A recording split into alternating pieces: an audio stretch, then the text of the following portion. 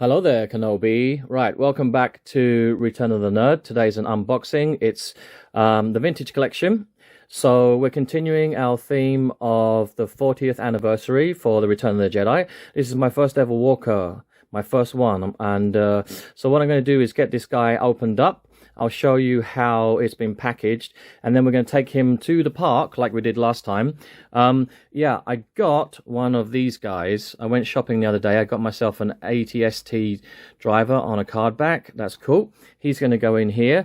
I can't wait to play around with all these little, windows and compartments. It's got like a turret and rotating cannons. And then the most important thing, obviously, the legs, because it's a walker.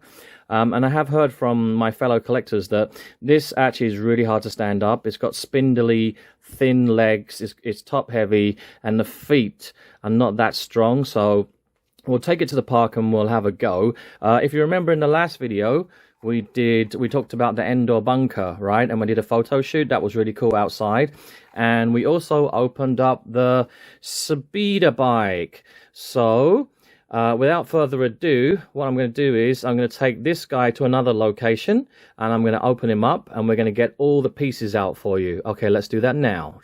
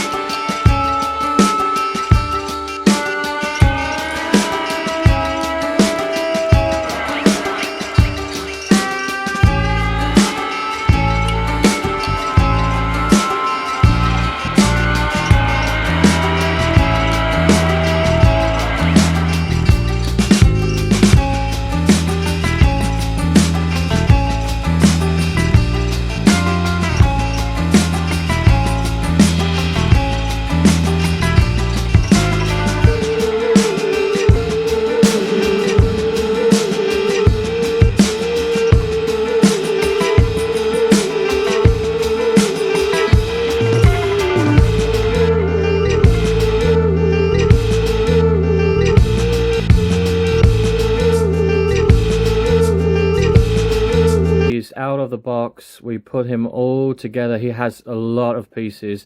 This is one of the hardest vehicles I've put together, to be honest with you, and yes, trust me when I say it's very hard for him to stand up, because the thing is like in the movie, I watched one of Phil Tippett's documentaries where he talks about stop-go motion, and he calls it the chicken walker, right? So the way they designed the legs was like kind of weird in the first place.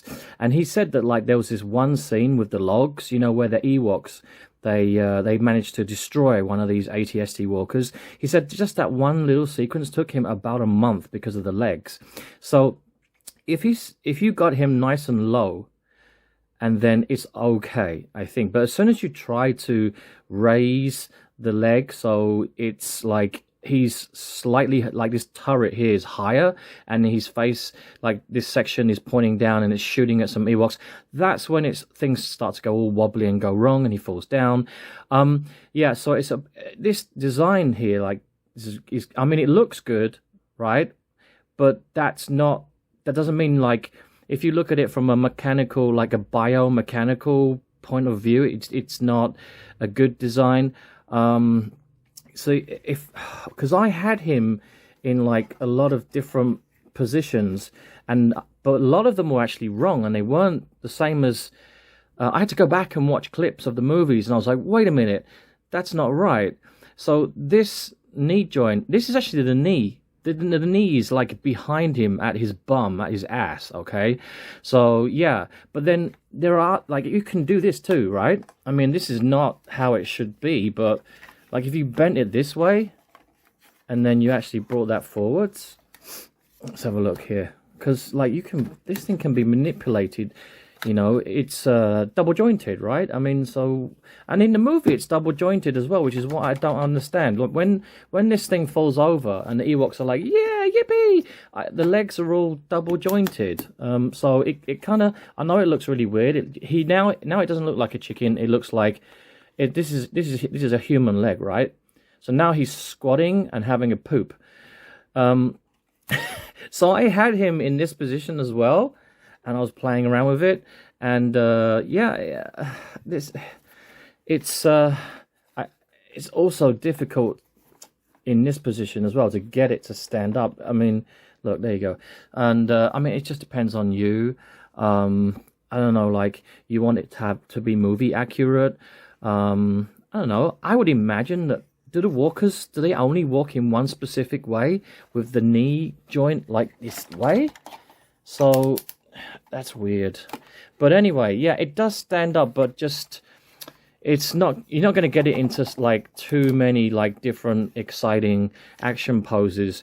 I don't think I can get him with like him kind of like walking or running. It's just going to be like a static position, and he's just standing there looking down at some Ewoks, ready to open fire. So yeah, we're going to take this guy outside to the park and play with him and get some shots, because I just think, and that's going to be hard too, because obviously here I'm working on a flat surface, but as soon as I take him out, we're going to be dealing with an uneven surface, and there's going to be pebbles and rocks and mud and what have you. So it's going to be really hard to get this guy into like to do some pictures with this guy.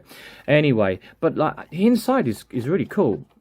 Like it's got this turret at the top here which opens, and then this section opens. You've got the cockpit, and then you've even got like the chairs, and there's knobs and switches and stuff, and you've got decals. You got some nice little stickers and panels on the side here, and yeah, I can't wait to get my figures in there and try. I want to put my ATST figure in there and see how he fits. His legs obviously go straight down. There are foot pedals, so it's not like the Biker Scout where you have to bend the knee, bring the knee up to his tummy. He just like straight legs, so that's cool. I really like the details on this, like the weathering and stuff, and obviously you can add your own paint on there, and it'll look really cool. And oh god, there's so many like little loose bits on this. You have to make sure. I'm gonna have to take a flashlight with me when I go outside, because I'm notorious for losing bits and pieces. See, look, that's already come off. His toenail has already come off. Where is it? Oh, here it is. It's over here. Yeah, and then I was looking at Chewbacca, and I got, to be honest with you, I'm really disappointed with this figure, because I don't own a vintage collection Chewbacca, but I think it's pretty obvious that he's just, you know, like an older TVC Chewie. They haven't done anything new with it. But especially like down here, his hips are awful. My Kenner toys back in the 1970s had the same hips as him, like the 5 points of articulation. There's no rotation. There's no, like, if I try to like pull his legs open, I'll just rip his legs off. Yeah, pretty bad. The satchel's nice, and I like the different colors on here. That's really nice. But this thing, again, I would like to take it off, but I can't. They've glued it onto his breast and shoulder, so that doesn't come off. And the one thing that made me super angry was this. Now, if any of you own a vintage collection Chewbacca, can you please help me? How does his bowcaster go together? You get these two pieces. Why do they make you put this on here? Why doesn't it just... Can you just do that for me? I tried so many times and it fell off, and I don't know what I'm doing. I need help. Help me, Obi-Wan Kenobi, you're my only help. I really do need help. So anyway, we're going to take this guy outside, and we're going to have some fun. And I'm going to take the bunker and the speeder bike with me and set up a little battle scene. Here we go.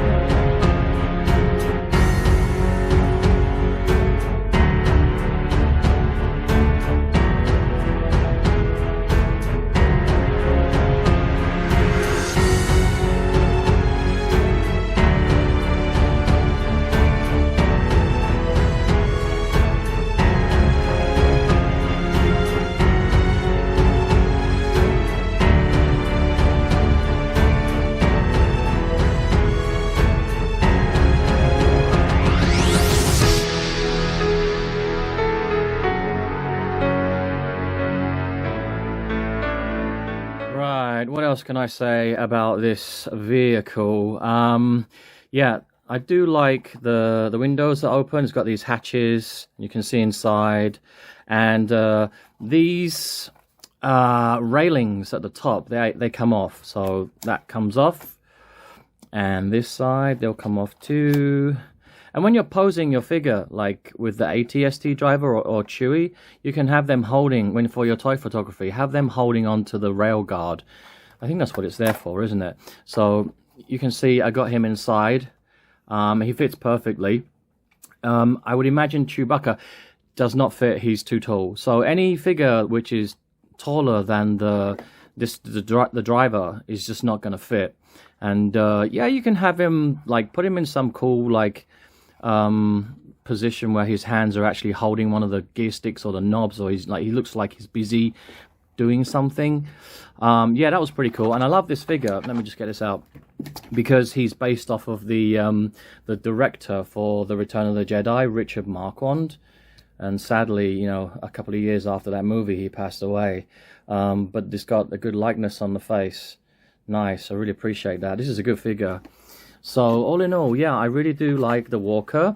I think for people who don't have a Walker in their collection, definitely pick one up.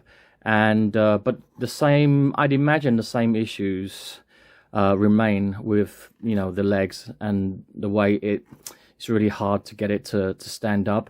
I just don't know why. I just don't know if it's supposed to always be back in this position here with, like, the chicken wing. Then why do we have this? I don't understand why we have this flexible, like, hip thigh piece here, because that doesn't do anything, to be honest with you. I mean, either it's gonna stand up, you know, just like this on its own, and then you just don't move it, or you figure out a way to articulate it so that it can actually look like it's walking and it won't fall down. I mean, outside was fun. It was really good fun, but every time there was a slight gust of wind, he would just, like, topple over and we'd have to start all over again. So it was a little bit frustrating. But yeah, so let's have a look at the packaging again. Here you go. It's the 40th anniversary, so we're going to be doing a lot of unpackaging this year with TVC and talking about Return of the Jedi. You guys, the next one, I think my next video will probably be, well, I did hear a rumor that the Boba Fett's will be released soon, you know, the comic book card backs, so maybe if I can get my hands on those. But you guys know that I do Black Series and TVC videos. I alternate. And so I'll be back soon with another video. Don't forget to subscribe and like and share with your friends. And may the Force be with you.